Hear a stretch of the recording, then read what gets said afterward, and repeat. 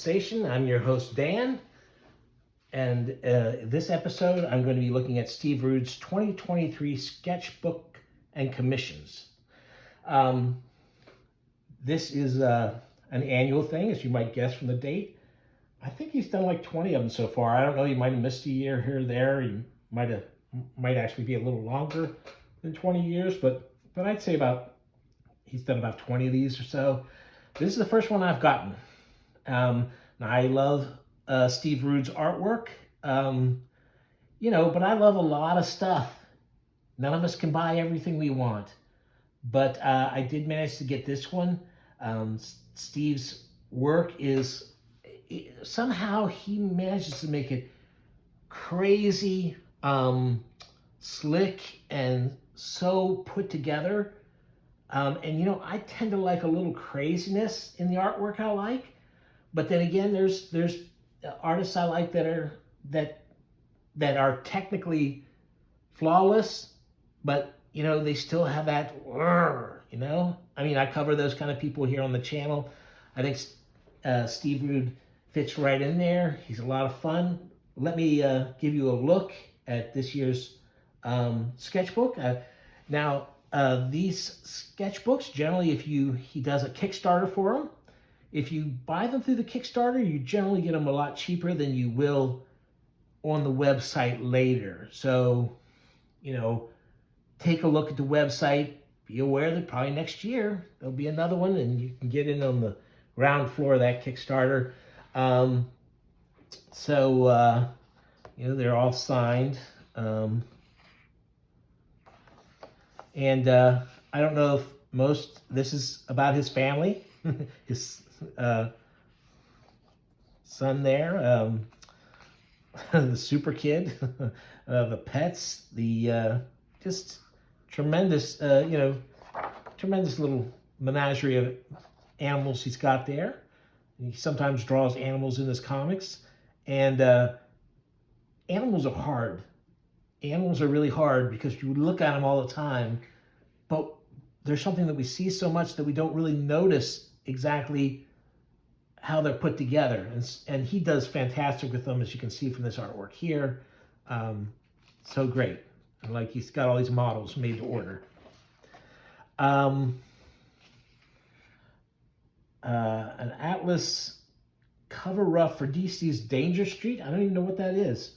But so here's a cover rough, and here's the finished cover. Man, look at it. He substituted saber-toothed tigers down here for whatever this is going on. And this kind of generic-looking combatant becomes this wild-looking guy there. That's just a great, great cover. He just, if he was able to work faster and could do comics, I think it would be great to see him doing more whole comic books. I know it takes him a long time. And here he talks about, photographs that were taken to help him do it, that, he's used himself as a model. This sculpture piece that's helped inform him. And his cat is stand-in for these saber-tooths. Very good. Now, here's some different pieces. Now, so he's got this, he's cutting out these different pieces and kind of doing a collage thing of them. That kind of looked like the monster. I forget who the artist was. There's a paperback I have. I think it's Swords Against Darkness. That looks very much like the monster off the front of that. I guess this is okay. It's a little distracting for the pieces whenever this collage kind of stuff, but I guess he feels these are minor pieces and he can fit more stuff in this way. Who am I to judge the great Steve Rude? Just personally, I feel like it's a little tight in here. Some of these pieces I could probably stand to be a little more highlighted on their own. Some layouts. Shadow Comics. Working on that, getting those capes right. There's the finished painting. Fantastic. It kind of looks like the color scheme of Mike Kaluta. Is that how you say his name? Who did those? Did some work for DC on the Shadow in the '70s. I mean, it's basic colors for the shadow colors, but something about that especially reminds me of those. And here he is talking about, he does shows off some of the people who influenced his work there. That little stuff.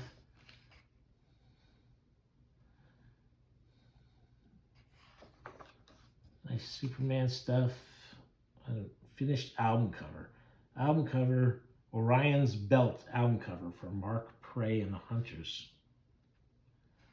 May 2022.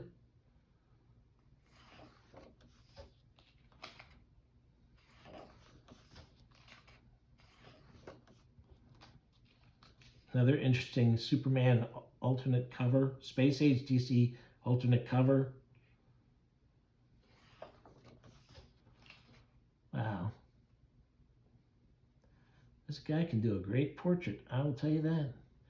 He might even be able to make me look good. I might commission this guy. A Vampirella picture, nice, nice. Oh, some pen and inks of Vampy. I can't tell if these are I know a lot of the artworks in here that are characters that he wasn't doing for the publishers were commission work. Somebody hired him to do a piece of art for him, and that might be those. It doesn't say that on those. It doesn't say what they're for. Private commission. He did the cast of MASH. Turn that around. Hopefully I can get the book back to... It's pretty good. He can capture a likeness pretty well. There he is recreating that Saturday Evening Post cover.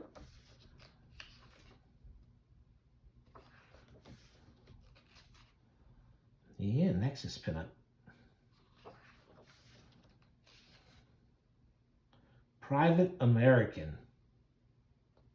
Mike Barron's Private American. I don't know this comic book. Must be a recent one Mike Barron did. Nice. There's some Hanna-Barbera. His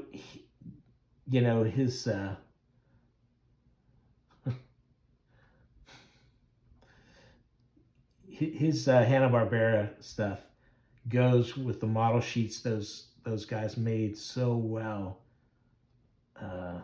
Just terrific stuff. So good. That's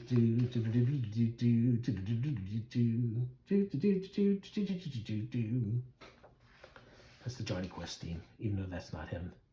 One here. Hanna-Barbera. The Mighty My Tour.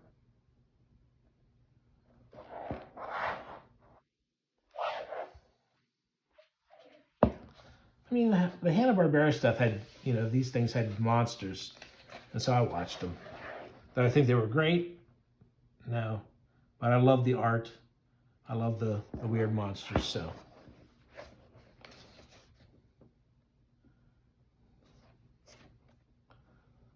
Spider-Gwen? I wonder if that's a commission.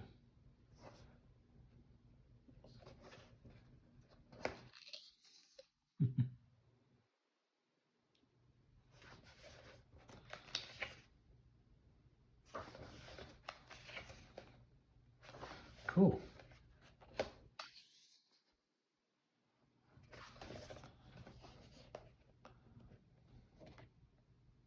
Wow. What's the name of that artist who did those Magnus the Robot Fighter? Dang. Was it Manning who did those? Anyway, his Steve Rude's robots reminded me of that guy's Superman beating those guys up.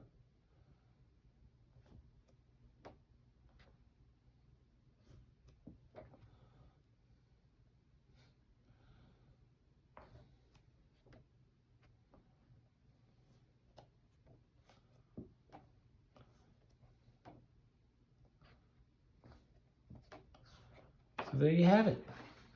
That's that is Steve Rude's Sketchbook 2023. How this compares to his older ones, I don't know. There's some nice pieces in here. I don't know that that I will spend the money to get more of them. I might, if I found some a little bit less expensively, definitely would. I definitely think, if you're a Steve Rude fan, you'll want at least a couple of these, one or two, and see what they're like. Like I said, this is nice stuff. Very good. All right, that's it for this one.